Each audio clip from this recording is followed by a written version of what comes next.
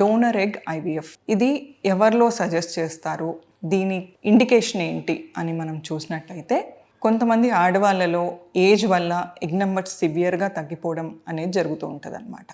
And ఇండియాలో మనకు ART లా ప్రకారంగా ఆడవాళ్ళ వయస్సు 50 వరకు ప్రెగ్నెన్సీ త్రూ ఏఆర్టీ ప్రొసీజర్ అంటే ఐవీఎఫ్ లాంటి పద్ధతుల ద్వారా ప్లాన్ చేయడానికి ఛాన్స్ ఉంటుంది. బట్ వాళ్ళలో ఎగ్ నెంబర్ సివియర్గా తగ్గిపోయినప్పుడు ఇలాంటి వాళ్ళకి మనము డోనర్ ఎగ్ అనేది ఆప్షన్ లాగా ఇవ్వడం జరుగుతుంది.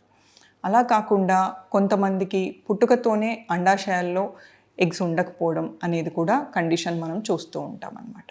దీంతోపాటు కొంతమంది ఆడవాళ్ళలో యంగ్గా ఉన్నా కూడా ఎగ్ నెంబర్స్ అనేవి సివియర్గా తగ్గిపోవడము, ఇలాంటి కండిషన్స్లో మనము డోనర్ ఎగ్ ఆప్షన్ కపుల్కి ఇవ్వాల్సిన అవసరం ఉంటుంది అన్నమాట.